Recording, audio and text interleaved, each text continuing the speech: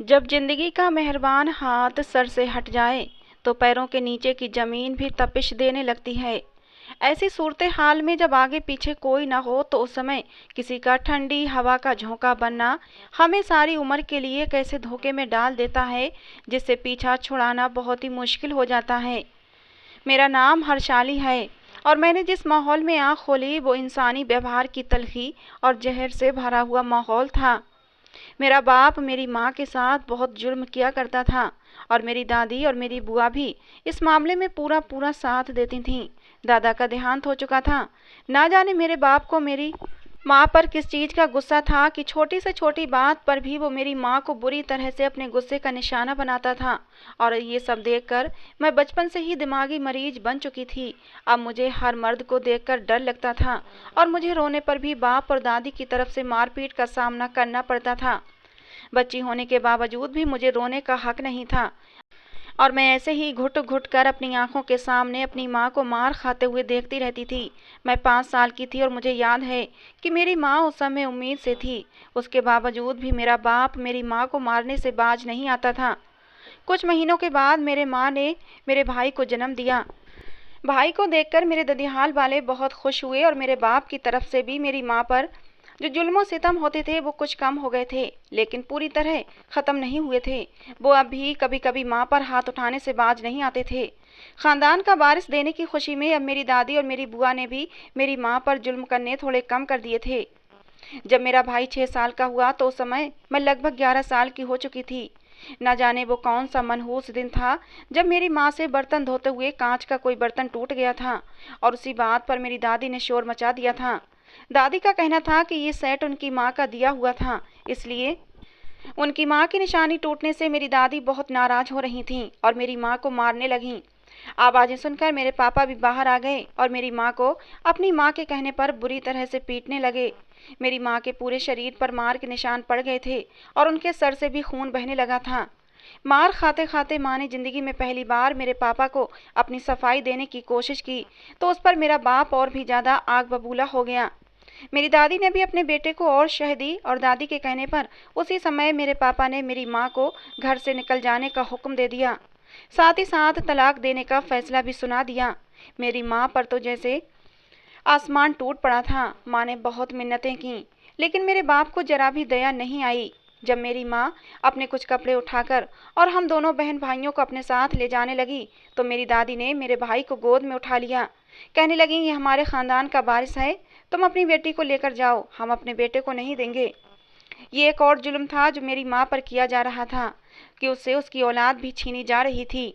मेरी माँ की लाख विनती के बावजूद भी उन दरिंदों पर किसी भी चीज़ का कोई असर नहीं हुआ।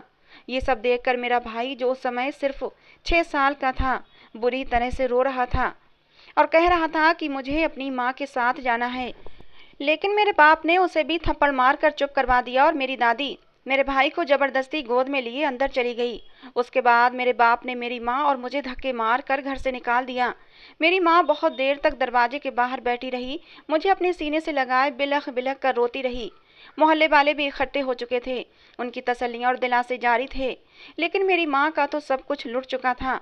मोहल्ले वाले मेरे बाप को गालियाँ दे रहे थे, लेकिन उन जाहिलों पर इन चीज़ों का क्या असर हो सकता था।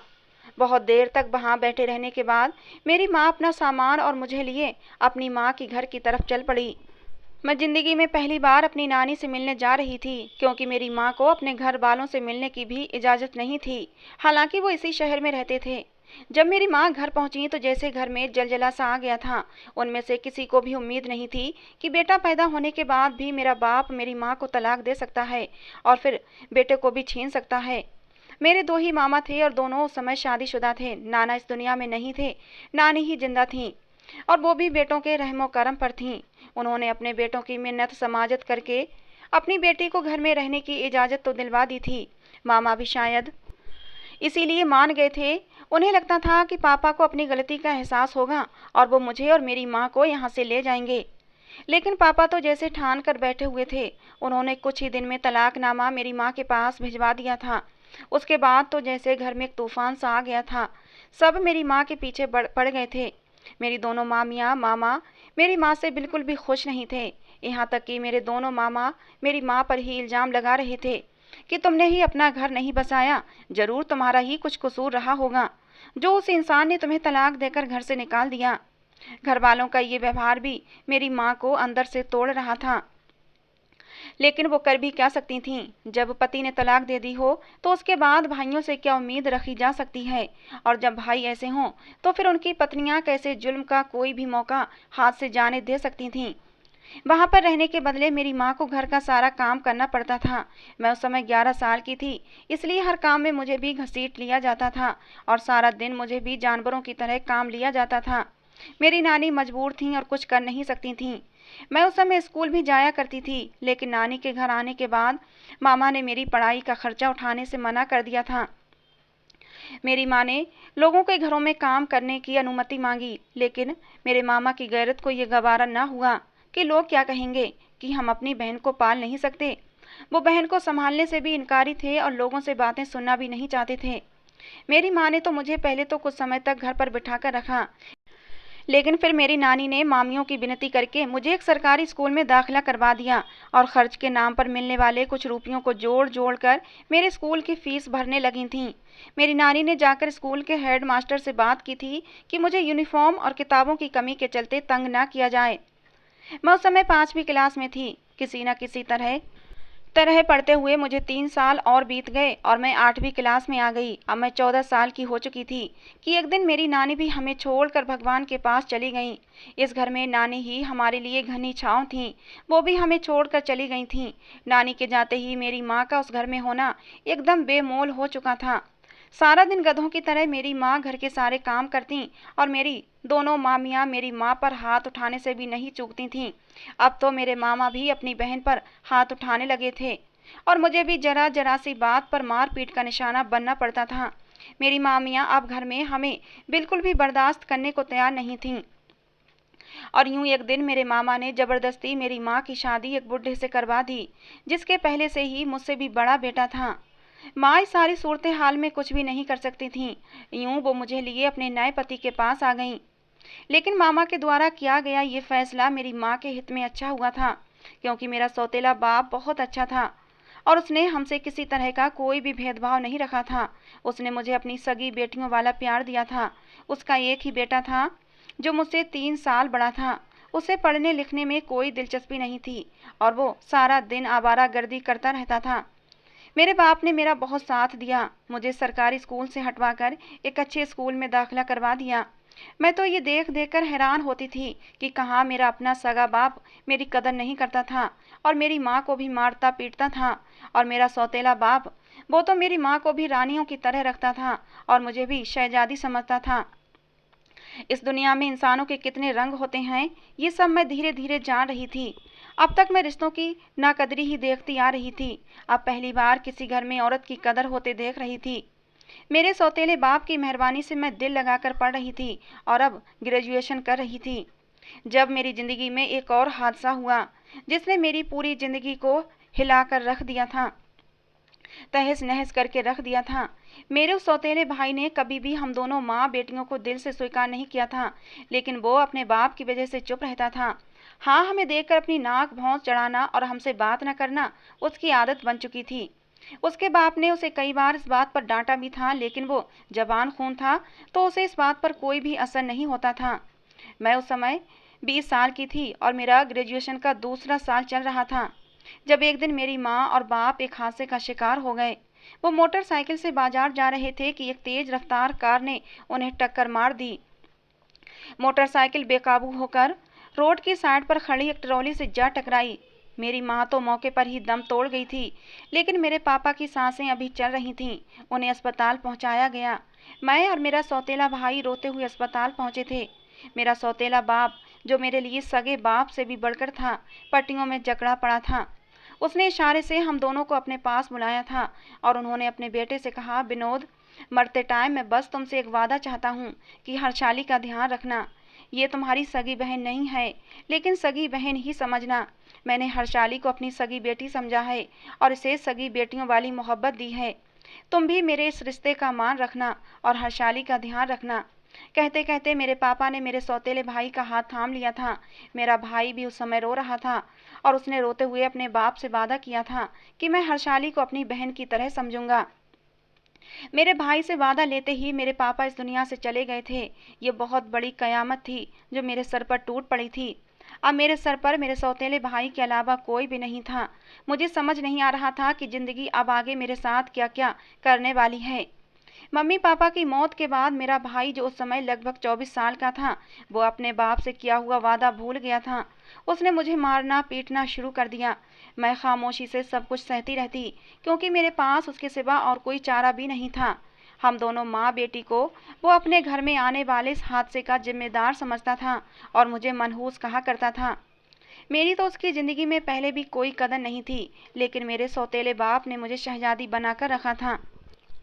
अब मेरे भाई ने एकदम से मुझे आसमान से उतार कर जमीन पर पटक दिया था।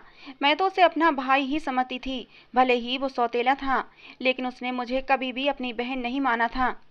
पापा के मरने के बाद पापा की एक किराने की दुकान थी, मेरे भाई के वो कब्जे में आ गई थी। जिसने सारी जिंदगी कोई काम नहीं किया था, अब उसे कोई रोकने टोकने वाला भी नहीं था। तो वो धीरे धीरे गलत आदतों का शिकार होता चला गया और एक ही साल में जुए जैसी लत में पड़कर उसने वो पूरी दुकान बर्बाद कर दी। यहाँ तक कि वो घर भी बेचना पड़ा। अब हम उसी घर में, जो मेरे सौतेले बाप की मिल्कियत था, किराएदार बनकर रह रहे हैं। लेकिन मेरे भाई ने इस सबसे कोई सबक नहीं सीखा था और उसके जुए का सिलसिला लगातार जारी था। घर के हालात ऐसे हो चुके थे कि अब कई कई दिन तक खाने पीने को कुछ नहीं मिलता था। मेरी ग्रेजुएशन पूरी हो चुकी थी और मुझे अपने रिजल्ट का इंतजार था। घर के हालात से मजबूर होकर मैंने भाई से जॉब करने की अनुमति ली और मैं एक स्कूल में टीचर की भर्ती हो गई। वहाँ पर मेरी तनख्वाह तो अच्छी थी, लेकिन मुझे डर था कि मेरी तनख्वाह को भी मेरा भाई जुए की लत में उड़ा न दे। अभी तक ये मेरा डर ही था और ये डर बेवजह नहीं था। जो मैं सोच रही थी बिल्कुल वैसा ही हुआ था। जब मुझे मेरी पहली तनख्वाह मिली तो वो सारे पैसे मुझसे मेरे भाई ने छीन लिए। बल्कि वो उन पैसों को देखकर भी गुस्से में आ गया और कहने लगा, पूरे महीने की मेहनत के बदले इतने थोड़े पैसे क्यों लाई हो। मैं उसे भला क्या कहती, जो बिल्कुल ही बेहिस और बेगैरत हो चुका था। उसे कभी किसी बात से कोई फर्क नहीं पड़ा था, इसलिए मैं खामोश रही। जब पूरे महीने की मेहनत मेरे भाई ने छीन ली तो मैं साथ में साथ ट्यूशन भी पढ़ाने का सिलसिला शुरू कर दिया। अब ट्यूशन वाले बच्चों को मैंने कह दिया था कि वो मुझे घर में फीस ना दें। मैंने उन ट्यूशन पढ़ाने वाले बच्चों के माँ बाप से बात की और उन्हें फीस के बदले घर का थोड़ा बहुत राशन देने को कह दिया, ताकि मेरे घर का खर्चा चलता रहे। तनख्वाह का भी मैंने ये हिसाब रखा कि अगले महीने से मैंने तनख्वाह कमेटी में देना शुरू कर दी और आधी तनख्वाह ही घर लाने लगी। मैंने भाई को नहीं बताया कि मैंने ऐसा करना शुरू कर दिया है। उससे इतना ही कहा कि कॉलेज वालों ने मेरी तनख्वाह कम कर दी है। इस पर मेरे भाई को बहुत गुस्सा आया, लेकिन मुफ्त के हाथ आते पैसे उसे बुरे नहीं लग रहे थे। मैंने बैंक में अपना अकाउंट खुलवा लिया और 2-3 कमेटियों के पैसे जो मुझे मिल रहे थे, अब वो वहाँ पर जमा हो रहे थे। मैं जानती थी कि मेरे भाई से मुझे कुछ भी नहीं मिलेगा, इसलिए मैंने अपने लिए ही कुछ करना है, अपने ही बलबूते पर करना है। अब मुझे जॉब करते हुए 3 साल हो चुके थे और ट्यूशन की मदद से आने वाले पैसों की, राशन की वजह से घर का खाना पीना चल रहा था। बचे खुचे पैसों से मैं घर का किराया भी दे दिया करती थी। मेरा भाई बिल्कुल ही बेदर्दी से अपनी ही बहन की कमाई पर पल रहा था और मेरी कमाई को जुए में भी उड़ा रहा था। ये सिलसिला जारी रहा, यहाँ तक कि मेरे भाई के सर पर बहुत सारा कर्जा चढ़ता चला गया। मैं उसे अपना भाई मानती थी और उसका ख्याल भी रखती थी, लेकिन मेरा भाई मुझे बिना गाली दिए बात भी नहीं करता था। मेरी भी मजबूरी थी, क्योंकि अब इस भरी दुनिया में मेरा कोई भी नहीं था जो मेरे सर पर हाथ रखता। कर्जे की वजह से भाई अब ज़्यादातर घर पर ही रहने लगा था और उसे जुआ खेलने के लिए पैसे नहीं मिलते थे, क्योंकि मेरी सैलरी जैसे ही मिलती फौरन भाई मुझसे छीन कर जुए में उड़ा देता था। बाकी का पूरा महीना वो घर पर पड़ा रहता था। एक दिन तो हद ही हो गई जब कर्जदार अपना कर्ज वसूल करने के लिए घर के दरवाजे पर आ पहुंचे। जब भाई ने उनसे कुछ समय मांगा तो वो भाई को मारते पीटते अंदर घुस आए और उनकी नज़र मुझ पर पड़ गई। उन्होंने मुझे बालों से पकड़ लिया और भाई से कहने लगे, अगर कर्ज नहीं दे सकता तो फिर अपनी बहन हमारे हवाले कर दे। मैं उसकी सौतेली बहन थी, लेकिन ये बात सुनकर भाई को गुस्सा आया था और वो उनसे लड़ने लगा। उन्होंने भाई को धमकी दी कि अगर तुमने 1 महीने में पैसे वापस न किए तो हम तुम्हारी बहन को उठाकर ले जाएंगे और तुम्हें भी मार देंगे। ये कहकर वो लोग चले गए। पहली बार मैंने भाई के ऊपर गुजरने वाली मुसीबत का अंदाजा किया और मेरे अंदर बहन की मोहब्बत जाग गई। मैंने अपनी जिंदगी की सबसे बड़ी गलती की थी। मैंने भाई से पूछा कि कर्ज की रकम कितनी है, तो पहले तो उसने मेरा मजाक उड़ाया और फिर एकदम से जमीन पर सर पकड़कर बैठ गया। वो मुझसे नफरत तो करता था, लेकिन जानता था कि मैं उसी की जिम्मेदारी हूँ। बेशक वो अपनी जिम्मेदारी निभा नहीं रहा था। वो कहने लगे, पैसे बहुत ज़्यादा हैं, तुम इतने पैसे नहीं ला पाओगी। मैं फिर भी जिद करते हुए भाई से पूछने लगी, नहीं तुम मुझे बताओ कितना कर्ज है, मैं कोशिश करूंगी कहीं से पैसे लाकर तुम्हें दे दूं। मैं जानबूझकर भाई को अपने अकाउंट और कमेटियों से जमा होने वाले पैसे के बारे में बताना नहीं चाहती थी, क्योंकि फिर वो सारे पैसे ही ले लेता। लेकिन भाई को ये बात कहना भी मेरी बहुत बड़ी गलती साबित हुई थी। भाई ने मुझे बताया कि कर्ज की रकम 5 लाख है। इस समय मेरे अकाउंट में लगभग 12 लाख रुपये मौजूद थे, जो मैंने अपने फ्यूचर के लिए जमा कर रखे थे और प्राइवेट मास्टर्स की इम्तिहान की तैयारी भी कर रही थी। मैंने भाई से कहा कि भाई, अगर तुम वादा करो कि आगे से जुआ नहीं खेलोगे तो मैं तुम्हारा ये कर्ज चुकाने की कोशिश कर सकती हूँ। भाई एकदम मेरी तरफ हैरत से देखने लगा और कहने लगा, तुम्हारे पास इतने पैसे कहाँ से आएंगे? और फिर एकदम से उसे गुस्सा आ गया। कहने लगा, तुम कोई गलत काम करने का तो नहीं सोच रही? मैंने भाई से कहा कि भाई ऐसी बात नहीं है, आप परेशान ना हो, आप चाहें तो मेरे साथ चलिएगा। वो कहने लगा, नहीं मुझे तुम पर भरोसा है, लेकिन मेरा भरोसा मत तोड़ना। पैसे मिलने की बात सुनकर वो मुझसे नरमी से बात कर रहा था। मैंने उससे दोबारा वादा लिया तो उसने मेरे सर पर हाथ रखकर वादा कर लिया कि अगर मैं उसका कर्ज चुका दूं तो वो दोबारा जुआ नहीं खेलेगा। मैं ये भूल गई थी कि गलत कामों में पड़े हुए लोगों के वादों का भी कोई भरोसा नहीं होता और वो मौका मिलते ही अपना वादा तोड़ बैठते हैं। भाई की मोहब्बत में अंधी होकर मैंने जानबूझकर 10-15 दिन बाद उसे पैसे लाने को कहा, लेकिन अगर मैं फौरन पैसों का इंतजाम कर देती तो उसे मुझ पर शक हो जाता। आखिर 16वें दिन मैंने भाई को 5 लाख रुपये लाकर दिए और कहा कि कर्ज की रकम है जो हर महीने किस्तों में वापस करनी है। भाई तो पैसे देखकर पागल ही हो गया था। उसने मेरी बात ही नहीं सुनी थी और फौरन सारे पैसे उठाकर घर से बाहर निकल गया। उस रात को वो बहुत देर बाद घर आया था। वो मुझे नशे में लग रहा था। पहली बार भाई नशे की हालत में घर आया था। मैंने गुस्सा करते हुए कहा कि भाई, तुमने वादा किया था कि तुम कोई भी गलत काम नहीं करोगे। वो हंसने लगा कि बस बस ये आखिरी दिन था, आज के बाद मैं ये सब काम छोड़ दूंगा। मैंने सोचा कि भाई से पूछूं कर्ज की रकम सच में कितनी थी, क्योंकि उस समय वो नशे में था। हो सकता है कि भाई ने मुझसे झूठ बोला हो।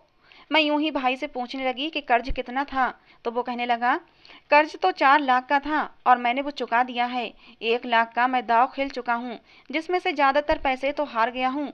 अब मेरे पास सिर्फ 10,000 रुपये बचे हैं। ये सुनकर मुझे गुस्सा आ गया। मेरे गुस्से की हद न रही। मैंने गुस्से से भाई पर चिल्लाते हुए कहा कि तुमने मेरी इतनी मेहनत से जमा किए हुए पैसे खर्च कर दिए, अब मैं कर्ज वालों को क्या जवाब दूंगी और हम कर्जा कैसे वापस करेंगे? मेरे गुस्सा करने और चीखने चिल्लाने पर भाई, जो पहले ही नशे में था, उठकर खड़ा हुआ और मुझे बालों से पकड़कर मारने लगा। कहने लगा, तुम्हारी इतनी हिम्मत कि तुम मेरे सामने जबान चलाओ? तुम जॉब कर रही हो और कर्ज भी तुमने ही लिया है, तो तुम ही ये कर्ज चुकाओगी। मैं मार खाते हुए भाई से कहने लगी कि वो पैसे भी तुम छीन लेते हो। ये सुनकर भाई ने मेरे मुंह पर एक और थप्पड़ मार दिया और कहने लगा, मुझसे जबान चलाने की कोई ज़रूरत नहीं है। उस दिन भाई ने नशे की हालत में मुझे बहुत मारा, यहाँ तक कि मारते मारते वो थक गया और फिर चारपाई पर पड़कर सो गया। मुझे लगा कि मैं किसी जानवर के चंगुल में आ फंसी हूँ। मुझे अपनी गलती का एहसास हो चुका था। मेरे जमा किए हुए इतनी बड़ी रकम भाई उड़ा चुका था, लेकिन ये भी गनीमत था कि मेरी इज्जत अभी तक सुरक्षित थी, वरना उन गुंडों से कुछ क्या भरोसा कि वो अपने पैसे हासिल करने के लिए मेरी इज्जत पर भी हाथ डाल देते। ये सब कुछ मेरी बर्दाश्त से बाहर होता जा रहा था, लेकिन मैं कुछ करने की पोजीशन में नहीं थी।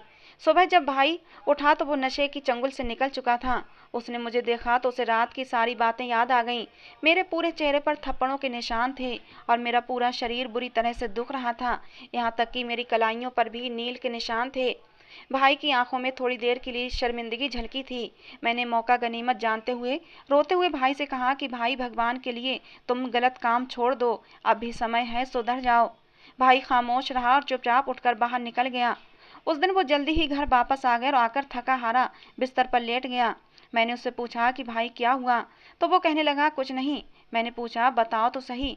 तो वो कहने लगा कि मुझे कोई भी काम नहीं मिल रहा, सब मुझे जुआरी समझते हैं और मुझे ऐसे देखते हैं जैसे मैं उनके सारे पैसे लेकर भाग जाऊंगा। अब मैं क्या कर सकती थी, लोगों का डर सही था। जुआरी को जुए की लत लग जाए तो वो कुछ नहीं देखता, लोग उसे इसीलिए काम नहीं देते थे कि वो उनका पैसा ले उड़ेगा। मैं वहाँ से हट गई और उसके लिए खाना बनाने लगी। अगले महीने से मैंने अपनी पूरी तनख्वाह कमेटी में देना शुरू कर दी ताकि मैं अपना नुकसान पूरा कर सकूं और कुछ इतने पैसे जोड़ सकूं कि आगे की पढ़ाई के लिए पढ़ाई करके अच्छी जगह जॉब कर सकूं। भाई ने दोबारा जुए का सिलसिला शुरू कर दिया था। भाई की उम्र 28 साल हो चुकी थी और मैं 25 साल की हो गई थी। मेरा मास्टर्स पूरा हो गया था और मेरे अकाउंट में अच्छी खासी रकम भी मौजूद थी। एक बार फिर जुए के सिलसिले की वजह से भाई पर कर्जा हो गया था और वो गुंडे फिर आज घर पर आ धमके थे। अब तो उन्हें एक राह मिल गई थी कि अगर वो उस इंसान की बहन की इज्जत पर हाथ डालेंगे तो उन्हें उनके पैसे मिल जाएंगे। उन्होंने फिर से मुझे मारते हुए भाई को धमकाया कि अगर तुमने हमारे पैसे 1 महीने में न दिए तो फिर हम तुम्हारी बहन को तुम्हारे सामने ही बेइज्जत करेंगे। ये कहकर वो लोग चले गए थे। मैंने भाई की तरफ शिकायती नज़रों से देखा तो इस बार उसका सर झुका हुआ था, वो गहरी सोच में डूबा हुआ था। मैंने कहा, भाई अभी तो पिछला कर्ज भी नहीं उतरा, अब तो मैं तुम्हें कहीं से कर्ज भी लाकर नहीं दे सकती। लेकिन भाई ने मेरी किसी बात का कोई जवाब नहीं दिया। वो मेरी तरफ अजीब सी नज़रों से देख रहा था। अब मुझे उसकी नज़रों से डर लग रहा था। कुछ देर बाद उठकर वो बाहर चला गया। इस बार उसने मुझे कर्ज की कोई बात नहीं की। एक दिन मैं ट्यूशन पढ़ाने के बाद और भाई का खाना तैयार करके रखने के बाद थकी हारी सो रही थी। उस समय आधी से ज़्यादा रात गुजर चुकी थी और भाई अभी तक घर नहीं आया था। मैं उसका खाना तैयार करके रख देती थी, वो आता था और खा लेता था और कभी कभी मुझे खाना ऐसे ही पड़ा हुआ मिलता था। तभी मुझे घर में कुछ बातें करने की आवाज़ें सुनाई दीं। मुझे हैरत हुई कि ये आवाज़ें कहाँ से आ रही हैं और तभी मैंने महसूस किया कि मेरे कमरे के दरवाजे पर 2 लोग खड़े हैं, जिनमें से एक मेरा भाई है। मैं एकदम से डर गई और सोने की एक्टिंग करते हुए उनकी बातें सुनने लगी। तभी हल्की सी आवाज़ के साथ मेरे कमरे का दरवाज़ा खुल गया था। आने वाले ने मेरे कमरे की लाइट ऑन कर दी। भाई उस आदमी को कह रहा था, देख लो यही है, तुम परसों आकर इस लड़की को ले जाना, क्योंकि एक रात तो मैंने इसके साथ गुजारनी है। अरे ये मेरी सगी बहन नहीं है, मैं तो बेकार में ही इसे बहन समझे बैठा था। इसके साथ मेरा कोई भी रिश्ता नहीं है। इतनी खूबसूरत नाजुक कली मेरे घर में मौजूद है और मैंने अब तक इसका रस नहीं पिया। पहले इस कली पर मेरा हक है, उसके बाद ये कली दूसरे भंवरों के पास जाएगी। ये कहकर उसने दूसरे आदमी की तरफ देखा था, जो भूखी नज़रों से मेरी तरफ देख रहा था। उसके बाद भाई घर से बाहर चला गया। पीछे पीछे वो आदमी भी चला गया। वो दोनों घर के दरवाजे के बाहर खड़े बातें कर रहे थे। उस आदमी ने भाई से वादा किया था कि मैं तुम्हें 15 लाख दूंगा, बस तुम किसी दिन इसे बेहोश कर देना और उसे यहाँ से ले जाना मेरा काम होगा। ये सुनकर मेरे पूरे शरीर में एक ठंडी लहर दौड़ गई थी कि कल तक मेरी इज्जत के लिए उन गुंडों से लड़ने वाला भाई आज मेरी ही इज्जत का प्यासा बन गया था।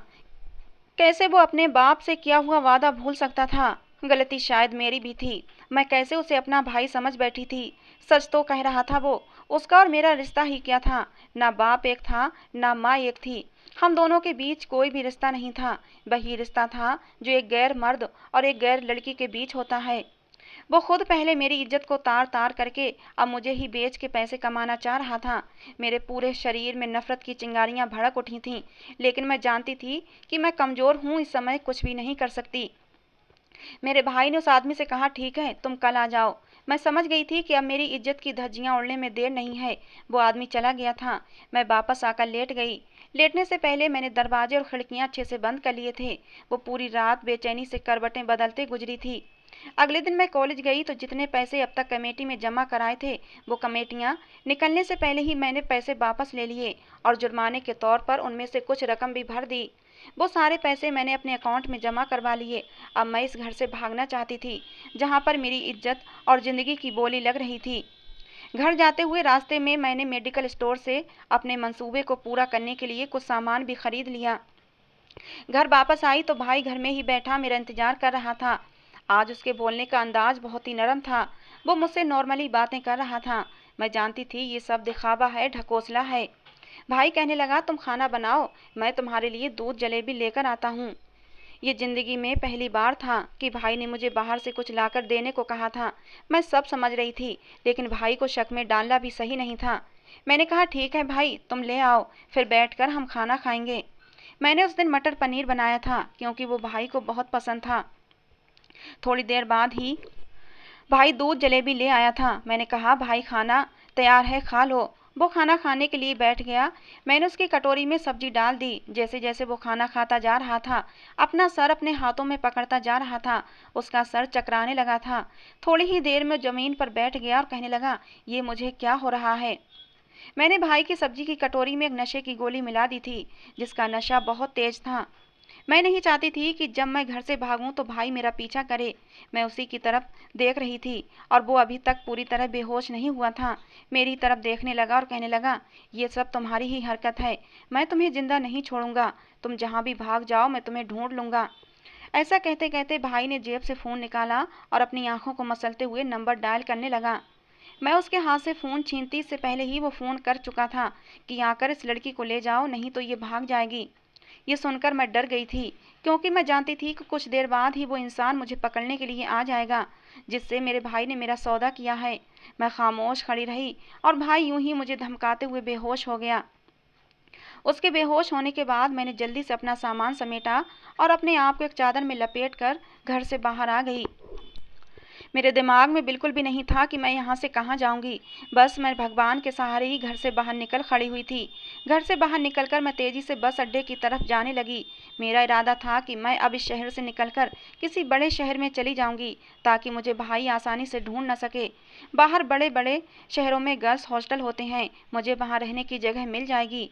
अब तो मेरे पास अच्छी शिक्षा भी थी, मेरी पढ़ाई पूरी हो चुकी थी और मेरे बैंक अकाउंट में भी अच्छी खासी रकम मौजूद थी, जिससे मैं अकेली ही काफ़ी समय तक अपना गुजारा कर सकती थी। मैं तेज़ी से बस अड्डे की तरफ जा रही थी कि तभी मुझे अपने पीछे दौड़ते हुए लोगों की आवाज़ें आने लगी थीं और साथ ही आवाज़ आई, लड़की रुक जा, हमारे साथ चल वरना हम तुम्हें गोली मार देंगे। ये सुनते ही मैं वहाँ से दौड़ लगा दी थी और एक पतली सी गली में घुस गई। मेरे पास एक पर्स था जिसमें मेरे बैंक के कुछ डॉक्यूमेंट्स और मेरी पढ़ाई की कुछ फाइल्स वगैरह थीं। मैं नहीं चाहती थी कि मैं किसी के हाथ लगूं। मैं उन पतली तंग गलियों से गुजरते हुए न जाने कब एक बड़े से रोड पर निकल आई थी। मेरे पीछे भागते हुए लोगों की आवाज़ें मुझे अब भी सुनाई दे रही थीं, क्योंकि सर्दियों के दिनों की वजह से हर तरफ सन्नाटा छाया हुआ था। मुझे उस बड़े रोड की तरफ दूसरी तरफ एक छोटा सा मंदिर दिखाई दिया। उसके साथ एक छोटा सा ढाबा बना हुआ था। मैं तेजी से एक लंबा चक्कर काट के उस ढाबे के पीछे चली गई। तभी मैंने उन लोगों को ढाबे में दाखिल होते देखा। वो तादाद में लगभग 5-6 थे और उनके हाथों में पिस्टल्स थीं। वो शिकारी कुत्तों की तरह मुझे ढूंढ रहे थे। मैं ढाबे की पिछली दीवार से लगकर ये सब कुछ देख रही थी और मुझे बहुत डर लग रहा था। तभी मैं पीछे मंदिर की तरफ चली गई और मंदिर में छुपकर बैठ गई। लेकिन मुझे डर था कि कहीं वो लोग ढाबे पर ढूंढने के बाद मंदिर में ना आ जाएं, और फिर वैसा ही हुआ था। वो लोग मंदिर में भी आ गए थे और मुझे इधर उधर ढूंढने लगे, लेकिन मंदिर के पुजारी ने उन लोगों को वहां से भगा दिया और फिर वो लोग वहां से नाकाम होकर वापस चले गए। जब मैं वहां से निकलने का इरादा कर रही थी कि तभी मंदिर के सामने एक ट्रक आकर रुका। मैं डर के मारे फिर छुप गई। उस ट्रक में से एक आदमी नीचे उतरा।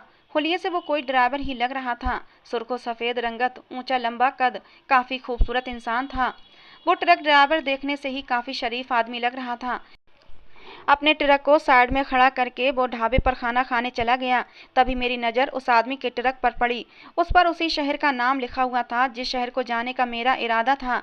मैं जल्दी से उस ट्रक पर चढ़ गई। तभी मेरे दिमाग में ख्याल आया कि मुझे ढूंढने में नाकाम होकर वो लोग जरूर बस अड्डे की तरफ जाएंगे, इसलिए मुझे वहाँ भी खतरा होगा। हाँ, ट्रक को कोई चेक नहीं करेगा और इस ट्रक से मैं बड़े आराम से उस शहर तक जा सकती थी। लेकिन समस्या ये थी कि ये ड्राइवर तो मुझे किसी भी सूरत ट्रक में सवार न करता। मैं मायूस हो रही थी कि तभी ड्राइवर की सीट के पीछे बने हुए एक छोटे से केबिन पर मेरी नज़र पड़ी। वहाँ पर एक बिस्तर लगा हुआ था। मैं समझ गई ये ट्रक ड्राइवर के लिए रास्ते में आराम करने की खातिर बनाया गया है। मैं उसी में घुस गई। मैंने देखा कि उसके पीछे दीवार पर एक छोटा सा दरवाज़ा बना हुआ था।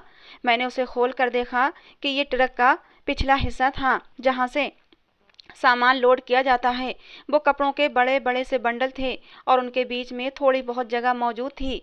मैंने कुछ ही पलों में फैसला किया और उन्हीं कपड़ों की बंडलों के बीच में घुस गई, क्योंकि अगर मैं केबिन में रहती तो ट्रक ड्राइवर वहाँ से पीछे झाँक कर मुझे देख सकता था। मैंने दरवाजे को बस इतना सा ही बंद किया था कि वहाँ से सांस लेने के लिए मुझे हवा आती रहे, और अपने बैग से पेन निकाल कर दरवाजे की झिरी में फंसा दी ताकि झटके से दरवाज़ा बंद ना हो जाए। मुझे अभी वहाँ पर दुबक कर बैठे हुए थोड़ी ही देर गुजरी थी कि वो ट्रक ड्राइवर अंदर आ गया और ट्रक को स्टार्ट करके उसने सफ़र शुरू किया। मैं अपनी जगह सहम कर दुबक कर बैठी रही। इतनी देर में उस इंसान को किसी का फ़ोन आया तो उसकी बातों से अंदाज़ा हुआ कि मेरा ख्याल सही था। वो उसी बड़े शहर जा रहा था जहाँ पर मैंने जाना था। अब मैं दुबक कर वहीं बैठी रही और उस इंसान ने ट्रक स्टार्ट करके बाहर निकाल लिया। रास्ता काफ़ी लंबा था।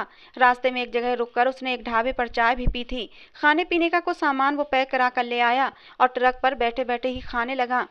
बचा हुआ खाना उसने केबिन में रख दिया। अभी तक उसको पिछला दरवाज़ा चेक करने का ख्याल नहीं आया था।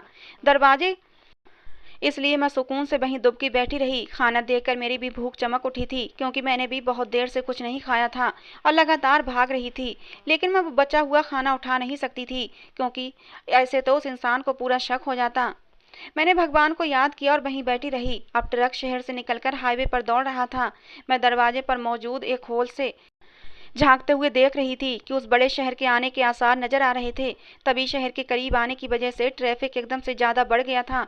उसने किसी एक जगह पर ट्रक को रोकने के लिए जोर से ब्रेक लगाई, तो मैं, जो होल से आंखें लगाए बाहर के मंजर को देखने में बिजी थी, एकदम ही जोर से झटका लगा और मेरे गले से एक चीख निकल गई थी। मेरे वजन से दरवाज़ा खुला और मैं लुढ़कती हुई केबिन में आ गई थी। मेरी चीख सुनकर वो इंसान भी परेशान हो गया और एकदम से ट्रक को साइड में करते हुए उठकर पिछले केबिन में आया और लाइट जलाकर मुझे देखने लगा। वो हैरान और फटी फटी आंखों से मेरी तरफ देख रहा था। वो मुझसे पूछने लगा, तुम कौन हो? ट्रक में कैसे आई? मैंने उसके पाँव पकड़ लिए और कहने लगी, भगवान के लिए मुझे यहाँ से निकलने को मत कहना। ये कहकर मैंने उसे अपनी पूरी कहानी सुना दी। मैंने अपनी पहचान बताने के लिए उसे अपने बैंक के सारे पेपर्स निकाल कर दिखा दिए, जिसमें मेरा एक पहचान पत्र था, मेरा आधार कार्ड भी रखा हुआ था। मेरे सारे पेपर्स देखने के बाद वो इंसान हक्का बक्का रह गया। उसकी आंखों से आंसू बहने लगे थे। मैं एकदम से हैरान और परेशान खड़ी थी कि आखिर मेरे पेपर्स देखकर वो ऐसे क्यों रो रहा है। तभी उसने मुझे मेरे नाम से पुकारा। कहने लगा, हर्षाली दीदी, आपने मुझे पहचाना नहीं? मैं हैरत से उसकी तरफ देख रही थी। तभी उसने अपना आधार कार्ड मेरे सामने रख दिया। मेरा आधार कार्ड देखकर जो हाल उसका हुआ था वही मेरा हुआ। मैं फटी फटी आंखों से उसे देख रही थी और फिर जब मैंने उसे गौर से देखा तो मैं एकदम से ही पहचान गई थी। ये तो मेरा छोटा भाई था, जिसे मेरे बाप ने जबरदस्ती अपने पास रख लिया था। इस अचानक हुए हादसे पर मैं शौक की कैफियत में थी और मेरी आंखों से भी आंसू बह रहे थे। मैं जब उसके कदमों में गिरी हुई थी, उसने मुझे दोनों बाजुओं से पकड़कर उठाया और मेरा सर अपने सीने से लगा लिया। कहने लगा, भगवान बहुत बड़ा है। फिर उसने भी मुझे अपनी ज़िंदगी की कहानी सुनाई कि मेरा वो जालिम बाप कब का मर चुका है और उसकी ज़िंदगी ख़त्म होने के बाद मेरे भाई ने ट्रक ड्राइविंग का काम शुरू कर दिया। ये ट्रक भी उसका अपना था। इसके लिए उसने कोई ड्राइवर नहीं रखा था, क्योंकि उसे बचपन से ही मेहनत का शौक़ था। उसने अपने बाप से मिलने वाली जायदाद का कुछ हिस्सा बेचकर ये ट्रक लिया था और उसे चला रहा था। अब इसी बड़े शहर में ही रहता है और अब तक उसकी शादी भी नहीं हुई थी। मैं भगवान के इस चमत्कार पर हैरान थी कि वो कैसे लोगों को अपनों से मिला देता है। उसके बाद की कहानी बहुत छोटी है। मेरा भाई मुझे अपने साथ ले गया और बाकी जायदाद पर मुझे मेरा हिस्सा दे दिया, मेरे नाम कर दिया और कहने लगा, ये तुम्हारा हक है, इसे लेने से तुम मना नहीं करोगी। मेरे बाप ने मेरे भाई को बिल्कुल भी नहीं पढ़ाया था, जिसकी वजह से उसे ये ट्रक ड्राइविंग का काम करना पड़ा था। भाई ने खुशी खुशी मुझे जॉब की इजाज़त दे दी और आज मैं एक सरकारी स्कूल में पढ़ा रही हूँ। भाई की मोहब्बत क्या होती है मैंने ये अपने भाई के साथ जाना। मेरी छोटी से छोटी तकलीफ पर भी वो तड़प उठता है, मुझे अपनी हथेली का छाला बनाकर रखता है। वो भी शायद मोहब्बतों का तरसा हुआ है, अकेले ही ज़िंदगी गुजारी है। मैं भी उसे भरपूर बहन का प्यार दे रही हूँ। हम दोनों बहन भाई एक दूसरे को पाकर बहुत खुश थे। भाई ने मेरी शादी भी करवा दी। अब मैं अपनी ज़िंदगी में बहुत खुश हूँ और आज मेरे भाई की शादी है। मैं सोच रही हूँ कि अपने पति से कहूँगी कि मुझे अब भी अपने भाई के साथ ही रहना है। मेरा भाई बहुत अच्छा है और इसी तरह मेरा पति भी बहुत अच्छा है। आज तक मेरा भाई मेरे साथ ही रहता आया है। मैं चाहती हूँ कि जब भाई की शादी हो जाए तब भी वो साथ रहे, हम लोग साथ में मिलकर रहें। मेरे पति ने मेरी बात मान ली। मैंने भाई से भी कहा कि भाई, जब आपकी शादी हो जाएगी तो हम सब मिलकर एक ही घर में रहेंगे। और ऐसा ही हुआ। शादी के बाद भाई भाभी, मैं और मेरा पति एक ही घर में खुशी खुशी ज़िंदगी गुजार रहे हैं। तो दोस्तों ये थी आज की हमारी कहानी। आपको कैसी लगी ज़रूर बताना। पसंद आई हो तो प्लीज़ लाइक करना। रोज़ एक नई कहानी सुनने के लिए हमारे चैनल को भी सब्सक्राइब करना। कहानी को अंत तक सुनने के लिए आप लोगों का बहुत बहुत धन्यवाद दोस्तों। मिलते हैं अगली किसी नई कहानी के साथ।